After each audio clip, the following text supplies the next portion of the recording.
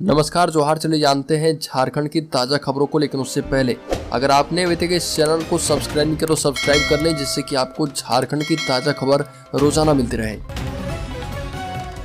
सबसे पहली बड़ी खबर, जमीन खरीद बिक्री मामले में ईडी के सामने पेश नहीं हुए हेमंत सोरेन। लिखी चिट्ठी, कोर्ट के फैसले का इंतजार करने को कहा। झारखंड के मुख्यमंत्री हेमंत सोरेन ने ईडी को पत्र लिखकर हाईकोर्ट का आदेश आने तक आगे की कार्रवाई नहीं करने की अपेक्षा की है। साथ ही हाईकोर्ट के द्वारा दिए जाने वाले किसी भी फैसले का पालन करने की बात कही है। मुख्यमंत्री की ओर से हाईकोर्ट के वकील श्रेया मिश्रा द्वारा ईडी को लिखे गए पत्र में इसका उल्लेख किया गया है। हालांकि ईडी ने फिलहाल अपने अगले कदम पर फैसला नहीं किया है। बड़ी खबर, झारखंड में आंगनबाड़ी सेविका और सहायिकाओं ने हेमंत सोरेन सरकार पर वादा खिलाफी का आरोप लगाया। राज्य सरकार के द्वारा पिछले साल बनाई गई नई रूलबुक की शर्तों का पालन नहीं करने का आरोप लगाया। सेविकाओं ने कहा कि रूलबुक में सरकार ने बड़ी बड़ी बातें की है।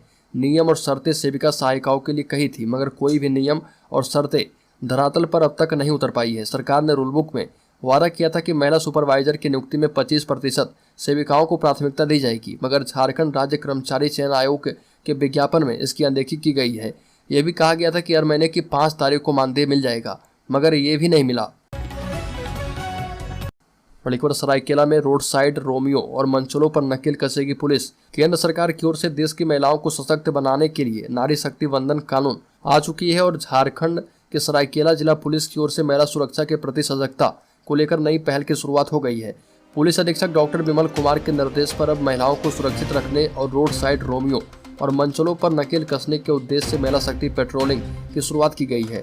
सड़कों पर महिलाओं को सुरक्षित करने के उद्देश्य से राज्य पुलिस मुख्यालय के निर्देश पर सरायकेला एसपी डॉक्टर विमल कुमार ने सरायकेला जिले के शहरी थाना क्षेत्र में महिला शक्ति पेट्रोलिंग की शुरुआत कर दी है। बड़ी खबर, राज्य में शराब बेचने के लिए झारखंड सरकार रखेगी दैनिक मजदूरी पर सेल्समैन। राजस्व में पड़ रहे असर को देखते हुए लिया फैसला। राज्य सरकार शराब बेचने के लिए दैनिक मजदूरी पर सेल्समैन रखेगी। राज्य के ऐसे जिले जहां प्लेसमेंट एजेंसी का चयन नहीं किया गया है, वहां पर दैनिक मजदूरी पर सेल्समैन नियुक्त करके शराब की खुदरा बिक्री कर दी जाएगी और उत्पाद विभाग ने इससे संबंधित प्रस्ताव तैयार करके कैबिनेट की स्वीकृति के लिए भेजा है। बता दें कि प्रस्ताव में कहा गया है कि राज्य में झारखंड राज्य बिवरेज कॉरपोरेशन लिमिटेड के माध्यम से खुदरा उत्पाद दुकानों का संचालन किया जाता है। JSBCL प्लेसमेंट एजेंसी के माध्यम से राज्य के विभिन्न जिलों की दुकानों में शराब की खुदरा बिक्री कर रही है, लेकिन कई जिलों में प्लेसमेंट एजेंसी के चयन की प्रक्रिया पूरी नहीं हो पाई है। बड़ी खबर, बंधु तिर्की ने कहा कि वैधानिक औपचारिकता पूरी करके पेशा कानून जल्द लागू करे सरकार। झारखंड प्रदेश कांग्रेस कमेटी के कार्यकारी अध्यक्ष बंधु तिर्की ने कहा कि झारखंड सरकार द्वारा पेशा कानून की रूलबुक को मंजूरी देने के बाद अब आवश्यकता इस बात की है कि सरकार आवश्यक वैधानिक औपचारिकताओं को पूरा करके पेशा कानून को जमीनी स्तर पर जल्द से जल्द लागू करे। बंधु तिर्की ने कहा कि अब ग्रामीण विशेषकर जनजातीय समुदाय और मूलवासियों के लिए बहुत जरूरी है कि सरकार द्वारा स्वीकृत पेशा रूलबुक के मुताबिक पेशा कानून का सीधा फायदा झारखंड के लोगों को मिले। बंधु तिर्की ने मुख्यमंत्री से अनुरोध किया कि जनता की बहुप्रतीक्षित मांग यही थी कि राज्य सरकार पेशा कानून को लागू करे। बड़ी खबर, झारखंड बचाओ मोर्चा के केंद्रीय संयोजक विजय शंकर नायक ने झारखंड के मुख्यमंत्री हेमंत सोरेन को ईमेल भेजकर बिहार की तर्ज पर राज्य में चुनाव से पहले जातीय गणना करवाने की मांग की, ताकि भविष्य में जिसकी जितनी भागीदारी हो उसकी उतनी हिस्सेदारी भी हो और इस नीति को अमली जामा पहनाया जा पाए। जातिगत जनगणना से सरकार के पास एक ऑथेंटिक सरकारी आंकड़ा सभी जातियों का मिलना सुनिश्चित होगा। जातीय आंकड़ा नहीं होने के कारण झारखंड में भी इस वर्ग को समुचित भागीदारी नहीं दी जा रही है, जिस कारण एक बड़ी आबादी को संवैधानिक अधिकार से वंचित होना पड़ रहा है। बड़ी खबर, पलामू में बोले हेमंत सोरेन, किसानों पशुपालकों को आत्मनिर्भर बनाएगा मेधा डेयरी प्लांट। पलामू जिले के मेदिनीनगर सदर प्रखंड के चियाके स्थित गनके में 28 करोड़ की लागत से निर्मित मेधा डेयरी प्लांट का मुख्यमंत्री हेमंत सोरेन ने उद्घाटन किया। मौके पर श्री सोरेन ने कहा कि किसानों को आर्थिक रूप से मजबूत बनाने के लिए प्रयास कर रहे किसान पशुपालकों को सशक्त और आत्मनिर्भर बनाने की दिशा में सरकार तेजी से काम कर रही है। यह डेयरी प्लांट यहाँ के किसानों पशुपालकों के जीवन में बदलाव लाने में मील का पत्थर साबित होगा। किसान अपने पैरों पर खड़े होकर इनकी आमदनी में बढ़ोतरी होगी। इसके लिए सरकार नई योजनाएं चला रही है। मुख्यमंत्री हेमंत सोरेन ने कहा कि योजनाओं से जुड़कर किसान एवं पशुपालक इसका लाभ उठाएं। बड़ी खबर, दुर्गा पूजा को देखते हुए रांची नगर निगम ने पूजा पंडालों के लिए बनाई टीम करेगी बड़ी काम। दुर्गोत्सव के आगमन में अब महज कुछ ही दिन बाकी है। ऐसे में पूजा पंडालों के आसपास संपर्क पथों में कोई गड़बड़ी न रह जाए, इसके लिए रांची नगर निगम के प्रशासक अमित कुमार ने शहर के 157 पूजा पंडालों के लिए टीम बनाई है। हर पूजा पंडाल के लिए सुपरवाइजर के साथ साथ सफाई कर्मी को भी प्रतिनियुक्त कर दिया गया है। जारी आदेश में प्रशासक ने कहा कि पूजा से पहले पंडालों के आसपास की सफाई व्यवस्था पूरी तरह दुरुस्त कर लिया जाए और अगर आसपास में खुला नाला है तो उसे स्लैब से ढक दिया जाए। बड़ीपुर जमीन घोटाला मामले में छवि रंजन की मुश्किलें बढ़ गई है। हाईकोर्ट ने खारिज कर दी है जमानत अर्जी। रांची के पूर्व उपायुक्त छवि रंजन की जमानत याचिका डिफॉल्ट बेल हाईकोर्ट ने खारिज कर दी है। बरियातू की एक जमीन से जुड़े मामले में जमानत याचिका खारिज करते हुए जस्टिस एसके द्विवेदी की कोर्ट ने कहा कि अनुसंधान पूरा करने के बाद सही समय पर आरोप पत्र दाखिल कर दिया गया है, इसलिए डिफॉल्ट बेल का मामला नहीं बनता। छवि रंजन ने ईडी कोर्ट से डिफॉल्ट बेल खारिज किए जाने को हाईकोर्ट में चुनौती दी थी और छवि रंजन ने निचली कोर्ट में ईडी द्वारा दायर आरोप पत्र में त्रुटि होने और निर्धारित समय से चार्जशीट दाखिल नहीं होने को जमानत देने का आधार बनाया था। इसी आधार पर उनकी ओर से ईडी कोर्ट से जमानत का आग्रह किया गया था, जिसे खारिज कर दिया गया है। बड़ीपुर हुसैनाबाद में बाबूलाल ने भरे ओंकार, कहा कि नहीं चलेगी झारखंड में झारखंड मुक्ति मोर्चा की सरकार। भाजपा के प्रदेश अध्यक्ष बाबूलाल मरांडी इन दिनों संकल्प यात्रा पर हैं और अब नेता पलामू पहुंचे थे। हुसैनाबाद कर्पूरी मैदान में जनता को संबोधित करते हुए कहा कि प्रधानमंत्री मोदी को गरीबों का चिंता है और साल 2014 में प्रधानमंत्री बनते ही उन्होंने महिलाओं को इज्जत के लिए सुरक्षित करने के लिए शौचालय बनवाने का काम शुरू किया था, गैस पक्का मकान और सभी गरीबों का खाता खुलवाया और ये भी कहा कि ना खाएंगे ना खाने देंगे सिद्धांत पर चलने वाले प्रधानमंत्री ने भ्रष्टाचारियों से लाखों करोड़ रुपए जब्त किए हैं। अब देश में लुटेरे एक हो गए हैं, तो देश के लिए जीने मरने वाले प्रधानमंत्री मोदी के लिए भी देश की जनता को एकजुट होना पड़ेगा। बड़ीपुर बाबूलाल मरांडी ने कहा कि हेमंत सरकार में 23 व्यापारियों की हत्या हुई है। राज्य में व्यवसायियों को नहीं बल्कि लुटेरों को सुरक्षा देने का किया जा रहा काम। पलामू दौरे पर पहुंचे बाबूलाल मरांडी ने हेमंत सरकार पर जमकर हमला बोला और राज्य में व्यवसायियों की हत्या मामले को लेकर भी सरकार पर सवाल उठाए हैं और कहा कि सुरक्षा मांगने के बाद भी सरकार ने व्यवसायियों को सुरक्षा नहीं दी है। मरांडी ने कहा कि यह सरकार भ्रष्टाचार, लूट और ट्रांसफर पोस्टिंग की सरकार है, इसका गरीबों से कोई लेना देना नहीं है। बाबूलाल ने कहा कि हमें देश और प्रदेश को इन लुटेरों से बचाना है, हमें संकल्प लेने की आवश्यकता है और ये भी कहा कि 2024 में प्रधानमंत्री नरेंद्र मोदी को दोबारा पूर्ण बहुमत देकर सबका साथ, सबका विकास और सबका विश्वास के अभियान को आगे बढ़ाएंगे। बड़ीपुर राज्य में कार्यकर्ताओं की मांग, पलामू लोकसभा सीट से लड़े कांग्रेस उम्मीदवार। जुड़ेगा भारत जीतेगा इंडिया संकल्प के साथ पलामू लोकसभा निर्वाचन क्षेत्र के पलामू और गढ़वा के कांग्रेसी कार्यकर्ताओं की समीक्षा बैठक मेदिनीनगर के सेलिब्रेशन बैंक्वेट हॉल में हुई है और अध्यक्षता पलामू जिला कांग्रेस कमेटी के अध्यक्ष जयेश रंजन उर्फ बिट्टू पाठक ने की।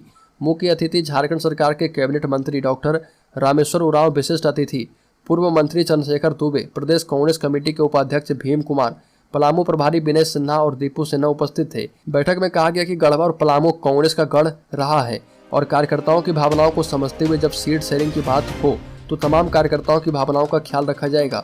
पलामू जिलाध्यक्ष ने कहा कि आगामी लोकसभा चुनाव की तैयारियों के लिए हमारे तमाम पंचायत, मंडल, प्रखंड और जिले के अधिकारी लग गए हैं। कांग्रेस के कई कार्यकर्ताओं ने मांग की है कि पलामू लोकसभा सीट विगत समय में काफी मजबूत हुई है और इस कारण से इस सीट पर लोकसभा का चुनाव लड़ना चाहिए।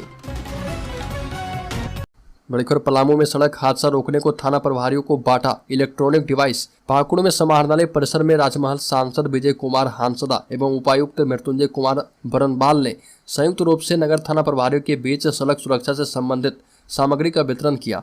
वहीं सांसद विजय हांसदा ने कहा कि वितरित की गई इलेक्ट्रॉनिक डिवाइस सड़क दुर्घटनाओं पर रोक लगाने के काम आएगी। इस सामग्री से सभी थाना क्षेत्र में हो रही सड़क दुर्घटनाओं में अंकुश लगाने में मदद मिलेगा। उपायुक्त मृत्युंजय कुमार बरनवाल ने कहा कि डीएमएफटी फंड अंतर्गत सभी मुख्य 5 थानों के लिए आवश्यक उपकरण का क्रय किया गया है।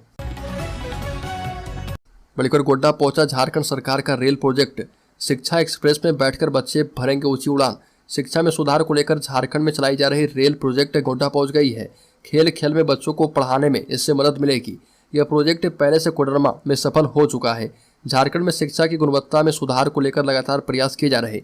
इसी के तहत राज्य में रेल यानी regular assessment for improve learning project को बढ़ावा मिल रहा। इसका उद्देश्य है कि बच्चों की गुणवत्ता बेहतर हो। इसी को लेकर गोड्डा में भी रेल प्रोजेक्ट की शुरुआत उत्क्रमित मध्य विद्यालय कौड़ी बहियार से की गई है, जिसे पूरे जिले में लागू किया जाएगा। रेल प्रोजेक्ट के तहत बच्चों का नियमित मूल्यांकन आंतरिक स्तर पर किए जाने का प्रावधान है और इस प्रोजेक्ट के तहत शिक्षा को मनोरंजक और रोचक बनाने को लेकर इस प्रोजेक्ट को कारगर साबित होने का मौका मिला है। बड़ी खबर गढ़वा में भाजपा में बड़ी टूट, गिरिनाथ सिंह को छोड़ शक्तिराज सिंह कांग्रेस में शामिल। बिहार सरकार में पूर्व मंत्री रहे गिरिनाथ सिंह के परिवार के एक सदस्य शक्तिराज सिंह उर्फ अटल सिंह ने अब भाजपा का दामन छोड़ दिया है।